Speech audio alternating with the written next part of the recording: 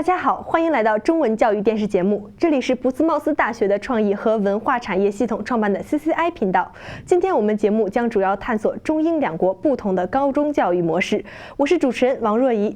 我们开始今天的话题。说到中英两国的教育模式，想必大家都看过最近 BBC 一个比较火的纪录片《我们的孩子够坚强吗》。这是一个关于5个中国老师来英国高中任教的纪录片。这个视频一经播出后，引起了网友的热烈讨论。有的网友认为中国教育过于严苛，束缚学生创造力；也有许多网友认为英国教育过于散漫，导致学生没有最好程度的接受知识。东西方不同的教育模式一直都是大家讨论的热点。今天我们就从反差最大、特色鲜明的高中教育去讨论一下中国和英格兰的高中教育。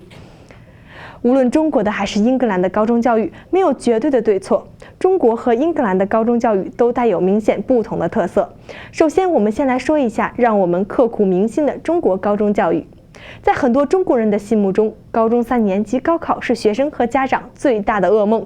1年1度的高考大军也是社会媒体关注的焦点。在中国，高考代表着未来。下面我们对在一些曾经经历高考的中国学生做了简单的采访，看看他们是怎么说的。我在山东接受过3年的高中教育。接受过。接受过。经历过。我肯定接受过，高中3年嘛，初中3年，高中3年，一共6年。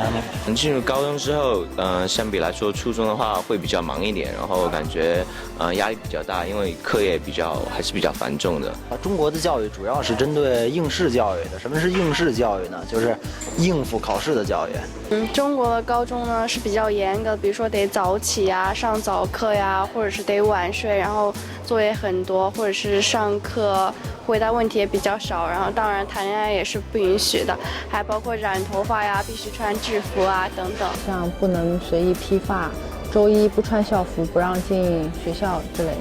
我比较厌烦的是晚自修吧。高中的话空余时间不是很多，因为我们周6也会上课，然后星期天下午就会回到教室里面。你像中国的高中已经是课业已经很多，然后你上了一整天的课，那到了晚上你没有自己的时间，你还是要再继续学，等于说你根本就是在你的整个高中生涯里面，你整个时间都是在学习的，没有办法去拓展到自己其他感兴趣的地方。我高中是有7门课，算下来，地理、历史，然后还有政治、英语、数学啊，然后我是读的理科嘛，然后所以说会有化学啊，然后会有生物啊。我是少数民族，和普通的应该有一些不同的，比如说我们会多一些艺术，因为我会学舞蹈和歌曲，这是我们必须学的，然后还有我传统民族的文化。体育课的课程嘛，就是一到考试的时候，老师会自己主动的会减少。体育、美术、音乐课的话，一个星期来说，基本上每一种只会有1节。觉得那个年龄段需要有人约束、有人管束的，然后他们每天都陪着我们，从早上一直到晚上。给学生就是直接堆在那儿，让学生自己去做。但是有些学生他确实需要这样，就是有的并没有那么感兴趣，但是他让你死记硬背的话，你就能强制的吸收一点知识。你往你目标去努力，你付出的努力越多，你就肯定能达到一个你想能满意的分数。老师的话，他认为他就是一个不是一个高高在上的人，就是一个邻家大哥那种形象。为人比较亲切，然后他也不会去强求学生非要完成他的作业什么，他只要觉得学生掌握了这个知识点，他就很满意了。我觉得高考是一个，反正对中国人来说非常重要的考试吧，算一个比较公平的机会，对于中国人来说。有好多人也是因为家里没有任何背景，然后因为高考，然后考得很好就出人头地的，就是感觉是给一些人一些机会吧。就当你到高3的时候，有一个你在大环境下，大家都觉得压力大，老师也跟你说你这个高考很重要，压力大，一考定终生嘛。我们就每天都在上课，就感觉压力好大。我之前备战的时候压力比较大，但是到真正高考的时候就感觉解放了一样。我觉得最大的压力是大人每天都给我们准备送吃送喝，在门口等着。我觉得还是中国人太多了，就是你没有一个好的成绩，你竞争不过来。就今后你想找一个好的工作，你就必须要现在努力，然后上一个好大学，然后之后才能就找到一个好的工作吧。现在想想还是挺美好的一段记忆。我觉得我高中生活过得还挺愉快的，跟朋友啊，然后老师之间相处的还挺平和的。我现在回想起来还特别怀念高中的时光，因为我觉得那是我人生中最好的时光，因为大家会在一起，然后每天都为一件事，然后一起努力，一起去拼搏。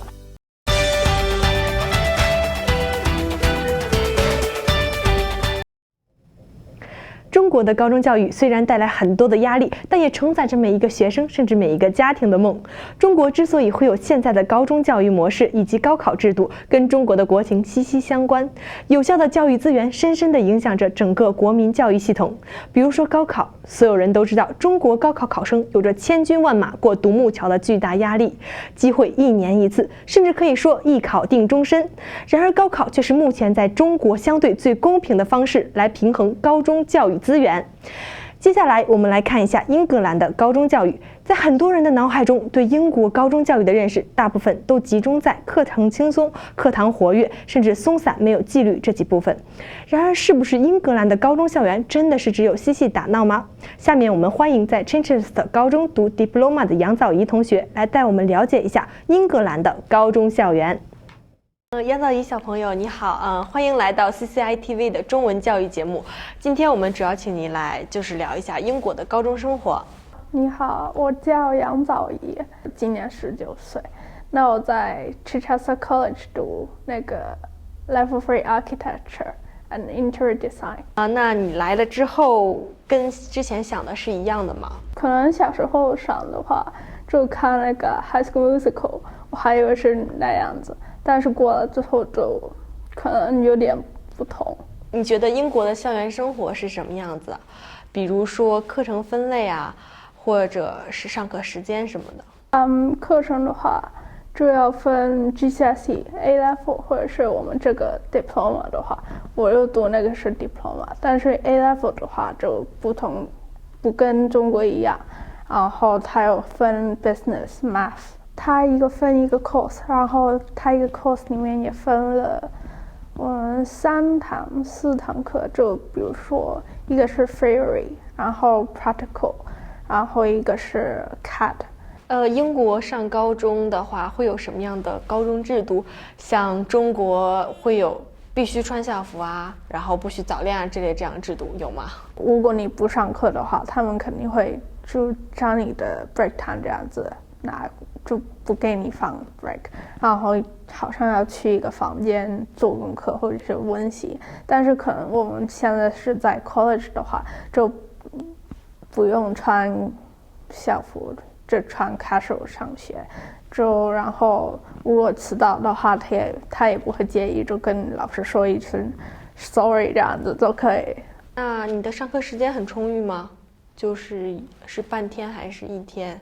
我的上课时间的话比较轻松，因为如果你说星期一或者是星期3的话，基本上一样。然后他每天就是4个小时，但是如果你说星期2或者星期4的话，就只上半天3个小时而已。平时有什么样的课余活动吗？比如说社团啊之类的？课余活动的话，平常我会跟朋友一起去跳舞或者是健身这样子。或者是有时候就好像 weekend 的话，我会跟他们一起出逛街啊，吃饭那些。学校有会组织什么样的业余课余活动吗？很小，不过我们也会，就比如说去 bowling 或者是 cinema 看电影的话，或者是去 student union 那里看有没有活动。他有时候就会说，可能去法国迪士尼那些玩。那这边的上课气氛是什么样的？上课气氛也挺好的，就可能说我听说中国学生就比较紧张一点，就严肃一点，但是我们英国高中的话，我觉得挺轻松，就很 relax 这样子，老师也跟我们很 friendly 这样子上课。那也会问一个问题，然后随便挑一个同学去问？对，但是不会举手的话就说，但是我们就随便叫出来说也行。那英国高中会不会发展你的创造力啊，还有想象力？有很多，因为现在我这个 course 也是读 design， 然后其实有很多空间给我们发展自己的能力，那些怎么做出来或者是 design 出来。你们平时会有月考啊、期末考之类的吗？没有，就我们一年，如果这一年的话，我们应该会5月份才有一个考试，就 final exam 这样子。这些考试你觉得对你来说压力大吗？压力也挺大，因为毕竟现在是 level 3，不是 level 2，因为上一年我读 level 2，那就可能读完这个 course 也要上大学，所以要考好一点，不然就上不到大学。那最后的分数是看一次考试，还是把你之前的 coursework 都算上？如果那个最后的考试没有 pass 的话，就之前全部那些 coursework 都不算，但是如果 pass 的话，就全部 pass。父母没有跟来的话，你会约束自己去学习吗？以前我不会，但是现在我开始会，因为可能长大就觉得，因为不仅现在这个课我很喜欢读，然后就上好，努力读的话，就考一个好的大学。好，谢谢杨早怡小朋友今天来到 CCI TV 的中文教育节目。通过和他的交谈呢，让我们知道了英国的高中生活，相对于中国来说会更多一些创造力跟想象力。然后他们也会有同样像高考一样的级别考试，也会像 A Level 一样，所以他们也有相当大的压力。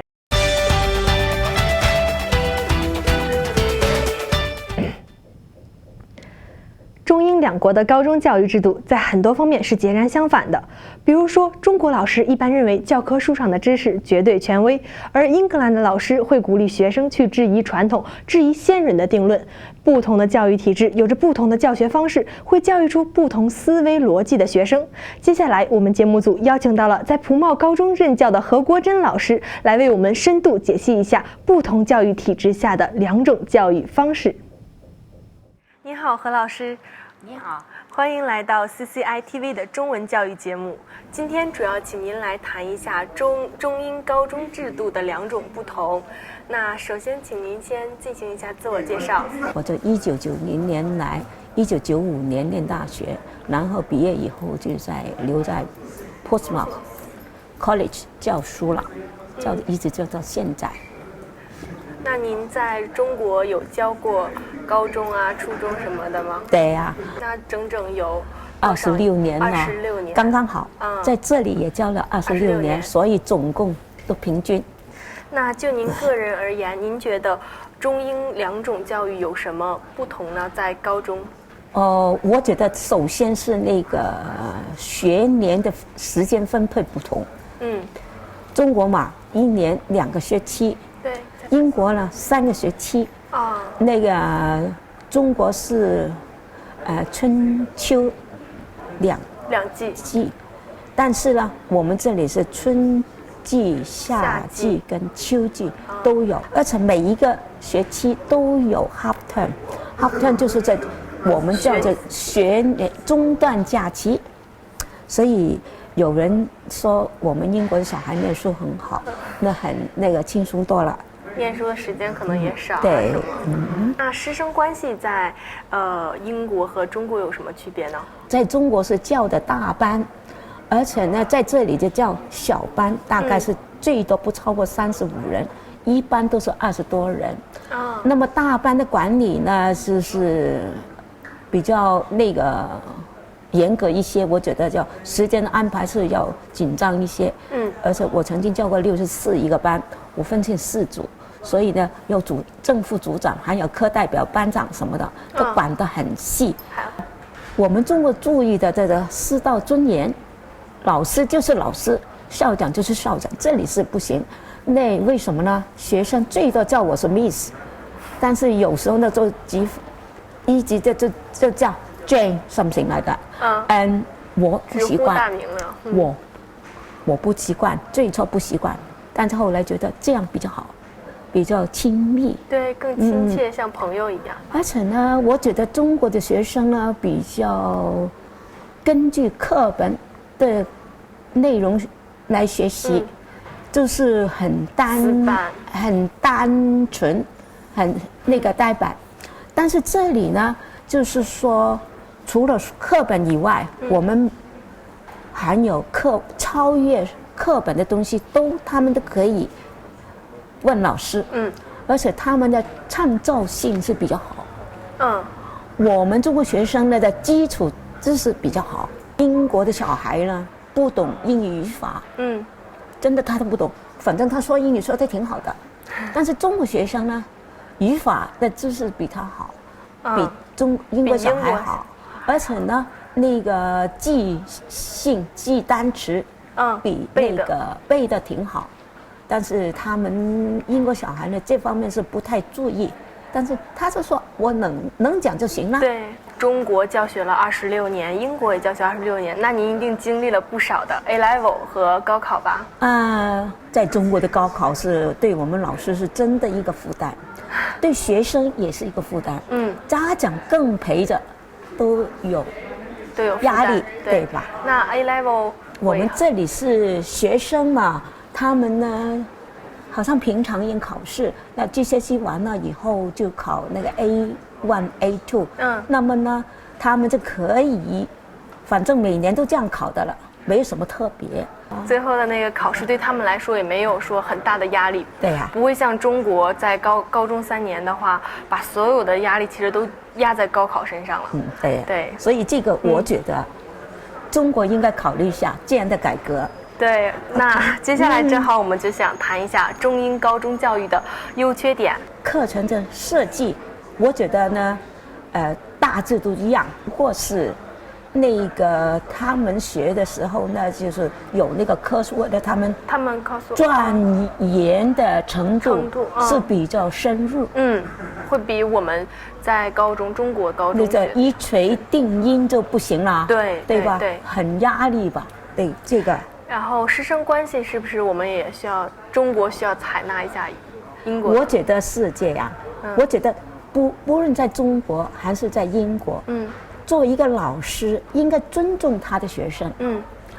如果你尊重他们，他们也尊重你，而且呢，他会跟你们老师跟学生关系好，他可以向你谈心。所以老师知道他们想什么，可以知道怎么样帮助他们，引导他们。而好像是我觉得英国的小孩的创造力是比较好。创造力比较好，我们中国应该采纳一下。对呀，创造力都比较好，这是真的。而且那他们习惯这个，在课堂上他们可以向老师提问，举手就行了。而且如果他向你们提问的话，你回答得好，而且尊重他的那不同的观点，他们会更集中精神，全班都集中到你，那就省事多了。所以我不担心他们提问过多影响我的教学，不会的，这样反而让他们更集中精神。我觉得这个是比较好的。在学习的过程中参加社会活动，对丰富自己的价值观、人生观都有很大的好处。我就希望大家好好的学习的同时，多一点参加社会活动。好的，谢谢何老师。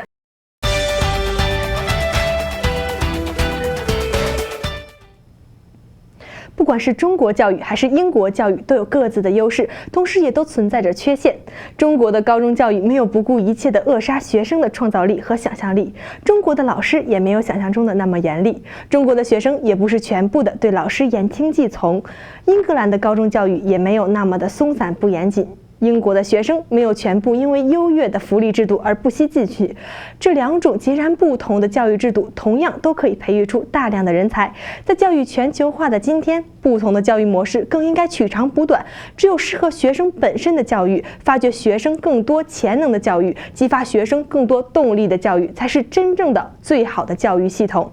然而，打造更完美的教育系统，需要不同教育模式的更多交流。以上就是今天节目的全部内容，感谢大家收看 CCI TV 的中文节目，下期节目再见。